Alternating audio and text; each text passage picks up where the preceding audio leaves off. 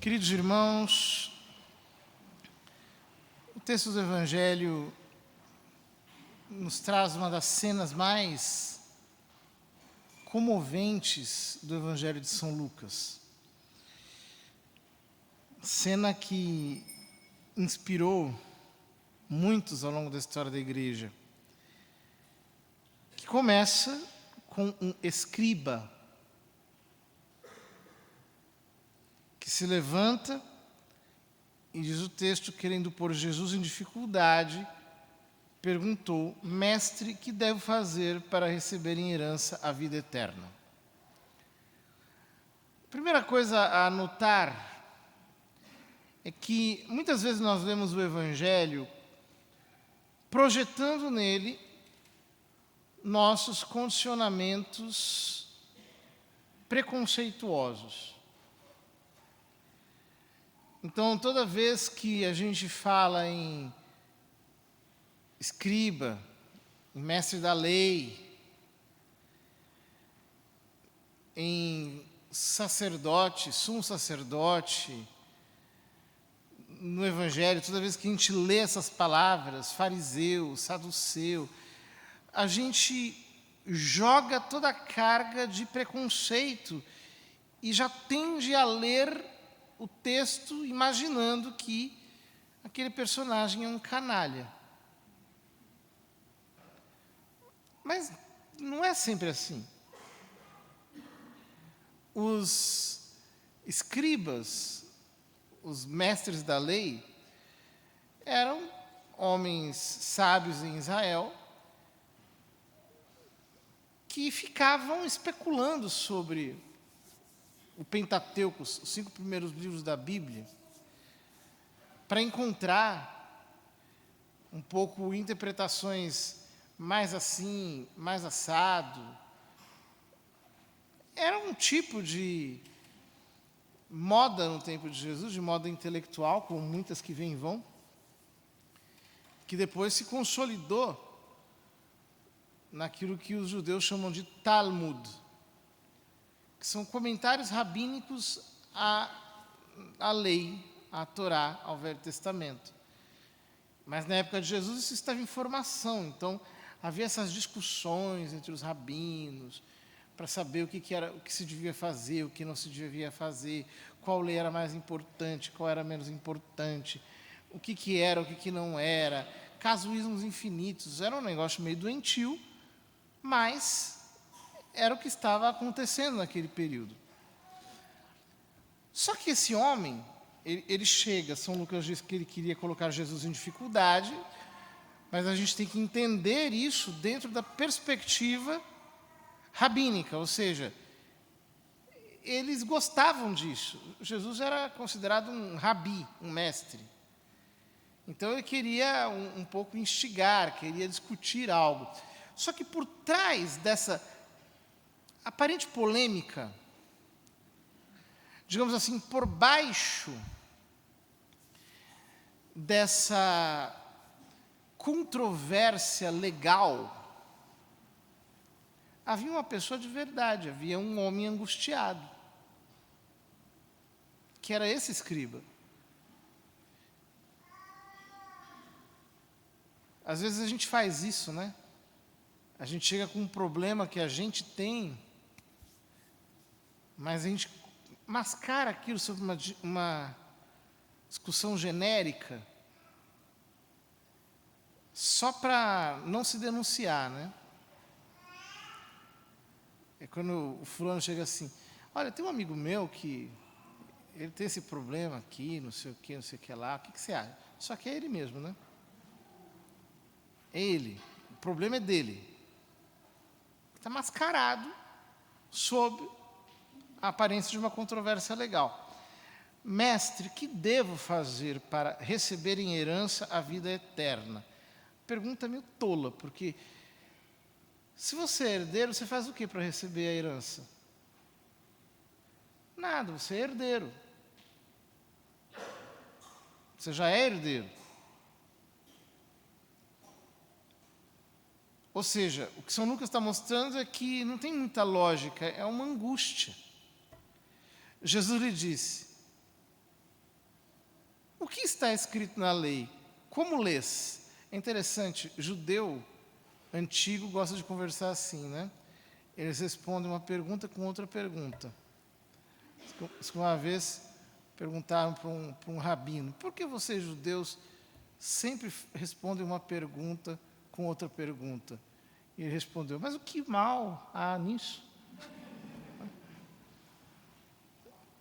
Discussão tipicamente rabínica. Como lês? Como interpretas? Ele então respondeu, amarás o Senhor teu Deus de todo o teu coração e com toda a tua alma, com toda a tua força e com toda a tua inteligência ao teu próximo como a ti mesmo. Jesus lhe disse, respondeste corretamente. Faze isso e viverás. Parece que o problema está resolvido, né?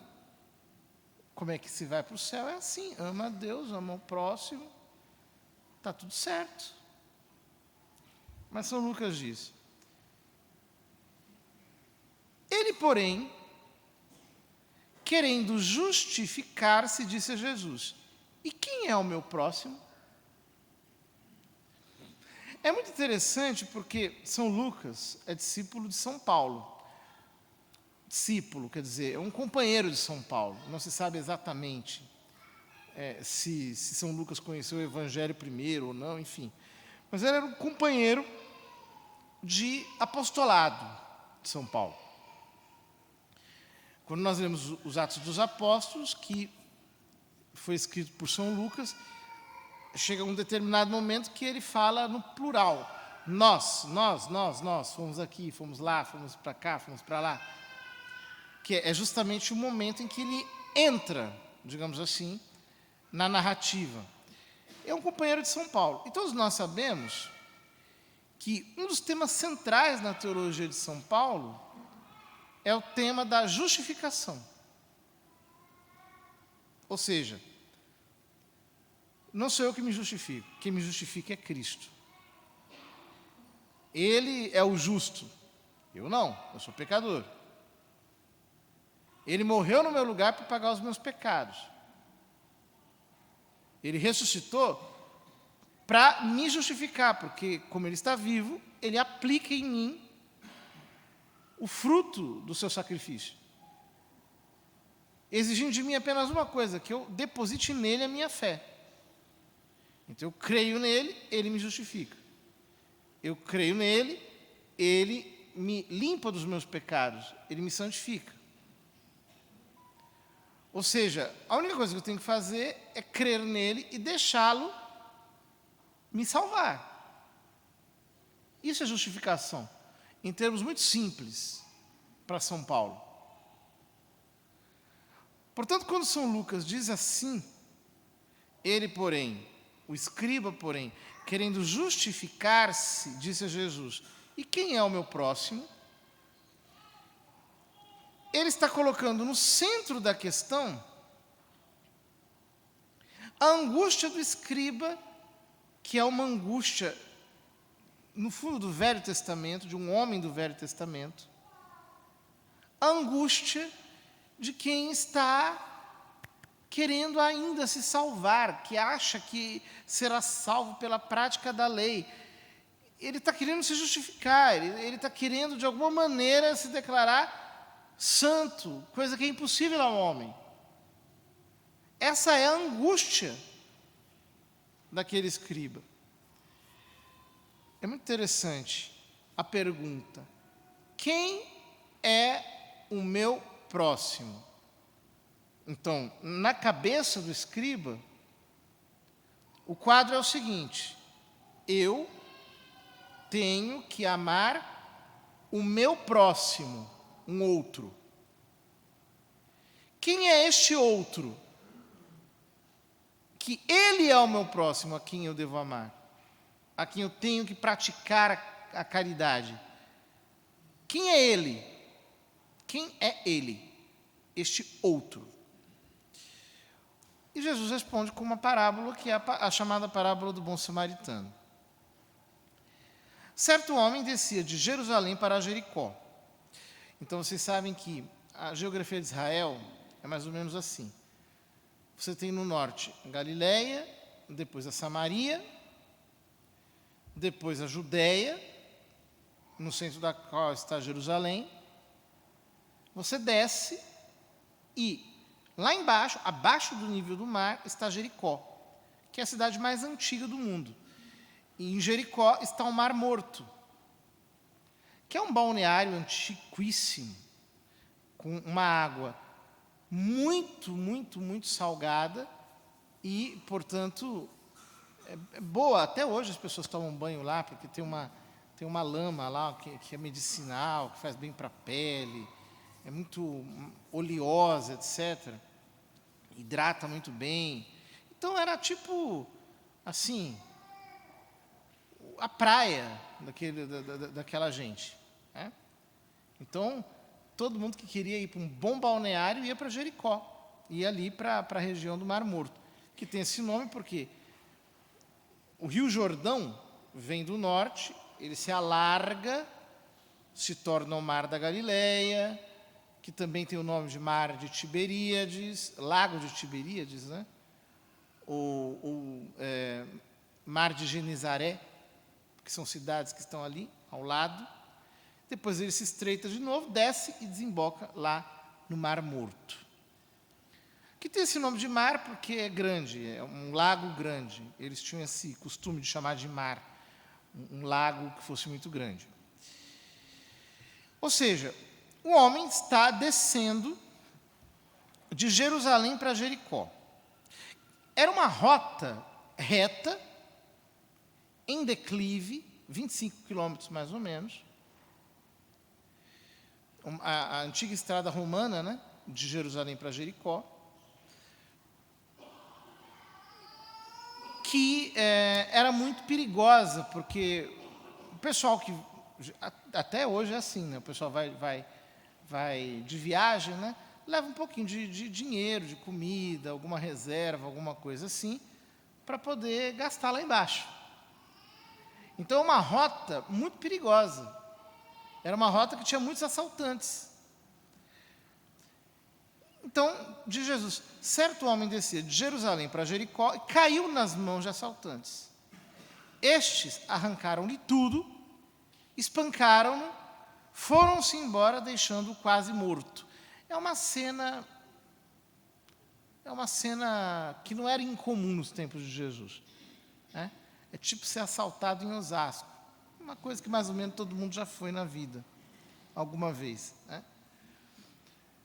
Só que interessante é que o homem descia de Jerusalém para Jericó, portanto, era um judeu. Era um judeu. Ele é deixado meio morto. Aí passa um sacerdote que estava descendo por aquele caminho. O sacerdote estava descendo também, então o sacerdote estava indo para a praia. Ele não estava subindo para o templo, ele não estava subindo para Jerusalém. Ele estava descendo pegar uma prainha. Então não tinha muita desculpa também. Então essa desculpa de que ele estava com pressa para ir na igreja, isso não tem nada a ver. Ele estava indo para tomar um banho. Ele passou e não parou. Então, isso tem um peso na boca de Jesus que é muito grande, né? Porque, de um lado, é uma crítica à conduta individual do sacerdote, mas, por outro, é uma crítica à lei também. Porque a lei proibia você pegar em pessoas com sangue, você ficava impuro, etc, etc. Então, ele queria ir para a praia, ele não queria ficar impuro para voltar, depois se purificar um tempo, descer de novo para a praia. Ou seja, de certo modo, é um jeito infiel de ser fiel. Pesado isso.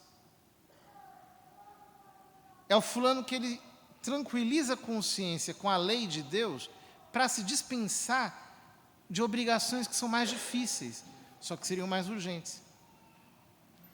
Quantas vezes a gente tem que fazer isso, né?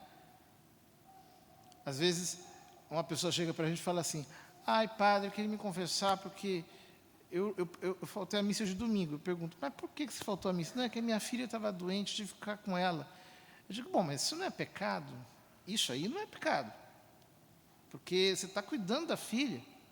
Você não tinha condições. Mas quantas vezes a gente é capaz de deixar um dever mais urgente, mais grave,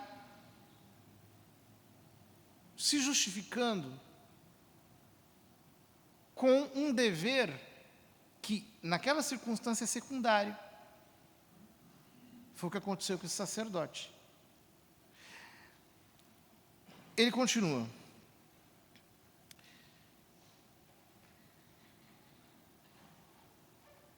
É interessante a construção do texto. Por acaso, um sacerdote estava descendo por aquele caminho. Quando viu um homem, seguiu adiante pelo outro lado. O mesmo aconteceu com um levita. Chegou ao lugar. Não fala do caminho, fala do lugar.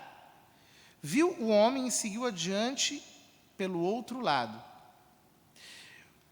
O texto é muito interessante porque coloca no centro esse levita, ou seja, um escriba que nem ele, que nem o que estava perguntando. Chegou ao lugar, ou seja, diferentemente do sacerdote, que estava passando pelo caminho, viu e seguiu, ele não, ele foi até o lugar onde estava o homem caído. Viu, aquela curiosidade, né, que o pessoal tem.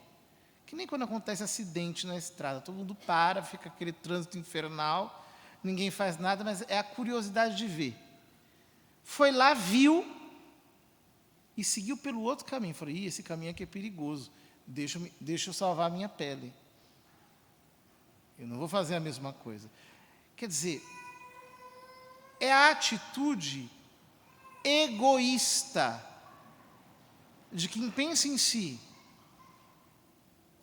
de quem sempre coloca o eu em primeiro lugar, que é uma das coisas mais comuns, porque o egoísmo, o amor próprio, é a raiz do pecado original em nós. É exatamente aquilo que nos faz ser a desgraça que nós somos muitas vezes. Nós sempre pensamos em nós, como que eu vou ter, como é que eu vou lucrar, como que eu vou fazer, como é que eu vou conseguir escapar, como que eu vou me dar bem, eu. E isso é o pensamento infantil e curioso do homem que renuncia a ser maduro na vida e maduro na fé. Porque o homem verdadeiramente maduro, ele pensa nos outros em primeiro lugar e depois em si. É o homem infantil que se coloca no centro, que sempre se sente carente de atenções. Então, Jesus está dizendo algo para o escriba.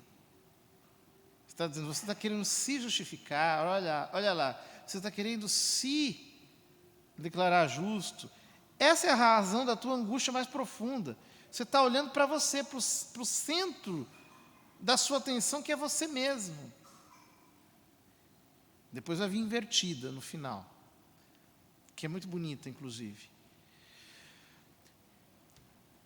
Mas um samaritano, e aí Jesus realmente pisa no calo. Um samaritano que estava viajando, chegou perto dele, viu e sentiu compaixão. Um samaritano que estava viajando, chegou perto dele, viu e sentiu compaixão. Samaritano, nos tempos de Jesus, era, assim, o ser mais odiado pelos judeus. Porque havia uma história por trás daquilo. Na época em que, um pouco antes de acontecer o exílio em Babilônia, aconteceu o cativeiro na Síria. Todo o reino norte, que era o reino de Israel, que tinha capital em Samaria, foi levado para a Síria. E o reino sul, depois, que era Judá com capital em Jerusalém, foi levado para a Babilônia. O cativeiro da Síria foi muito mais cruel. Eles mataram mesmo, eles exterminaram todo o reino norte, e o que ficou ali foi um restinho, um restolho, que não foi defendido pelo reino sul. Então os samaritanos fizeram o quê? Eles arranjaram uma versão do judaísmo para eles. Tem um monte lá, que é o Monte Gerizim, construíram um templo, reescreveram a Torá, os 5 primeiros livros da Bíblia, com alterações samaritanas. Incorporaram alguns elementos cananeus, etc., das culturas vizinhas. Criaram um sacerdócio ali, local, deles. E isso causou ódio nos judeus.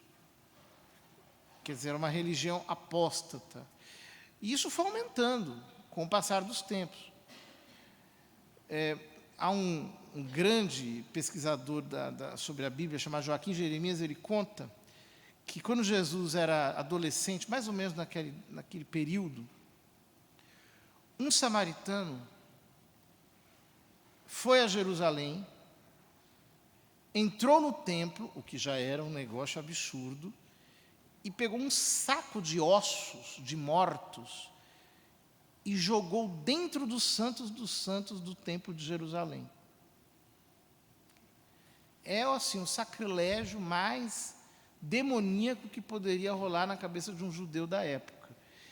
E, portanto, ele explica que nos tempos de Jesus, todo judeu piedoso, antes das 18 horas, tinha o dever de se voltar para o lado da Samaria e amaldiçoar todos os samaritanos em nome do Deus de Abraão. Este era o ódio que havia entre judeus e samaritanos. Quer dizer, não era só uma rixa, era um negócio violento. E aí Jesus diz, um samaritano, quer dizer, é como se para um católico fosse assim, um endemoniado, um demônio, mais ou menos isso. Soa como algo inaceitável. Talvez é até difícil de nós termos um paralelo para nós, porque o ódio realmente era muito grande. Um samaritano que estava viajando chegou perto do homem caído, viu e sentiu compaixão. Aproximou-se dele e fez curativos, derramando óleo e vinho nas feridas. Primeiro óleo, depois vinho. Que é uma inversão muito curiosa. Porque, em geral, você primeiro joga o óleo para desinfetar. Aliás, o vinho para desinfetar. O vinho é alcoólico. Você desinfeta com um vinho. Depois você joga o óleo para aliviar, para trazer alívio. Mas aqui não. Primeiro ele coloca o óleo para aliviar. Quer dizer,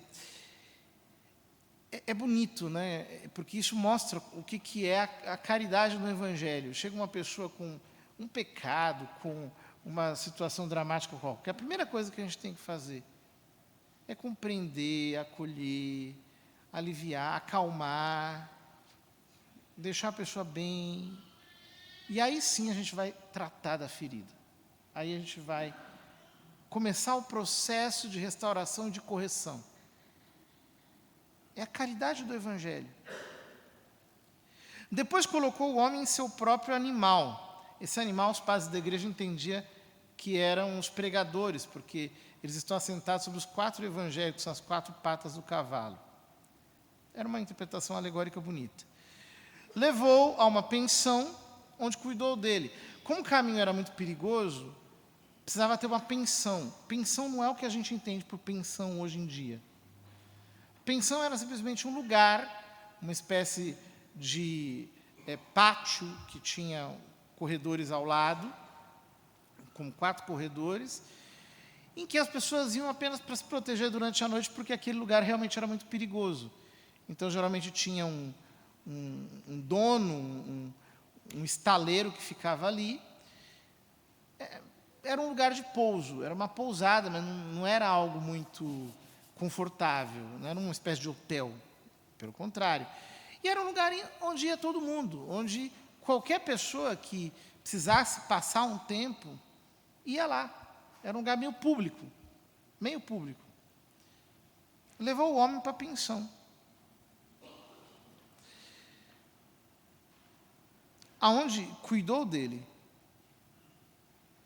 No dia seguinte, pegou 2 moedas de prata, entregou-as ao dono da pensão, recomendando: toma conta dele. Quando eu voltar, vou pagar o que tiveres gasto a mais. Esse dono da pensão, os padres da igreja sempre entenderam que a pensão representa a igreja e o dono da pensão, o Espírito Santo. Mas o dono da pensão pode significar também todos nós, como membros da igreja, que devemos cuidar dessas pessoas. Cuidar. Cuida dele até eu voltar. Cuida dele. Está tudo pago. Está tudo pago. É interessante isso, porque esse está tudo pago tem a ver com o grito de Jesus no alto da cruz. Tetelestai, está consumado, está pago. Está acabada a questão. Está tudo pago. Quando eu voltar, eu pagarei o que tiveres gasto a mais. Jesus pergunta ao escriba, vejam bem, na tua opinião, qual dos 3 foi o próximo do homem que caiu nas mãos dos assaltantes? Jesus inverte a pergunta. O homem tinha feito: quem é o meu próximo? Quem é o meu próximo? Jesus pergunta: qual dos 3 foi o próximo do homem? Qual dos 3 foi o que se aproximou do homem? Quer dizer, eu não tenho que esperar que alguém seja o meu próximo.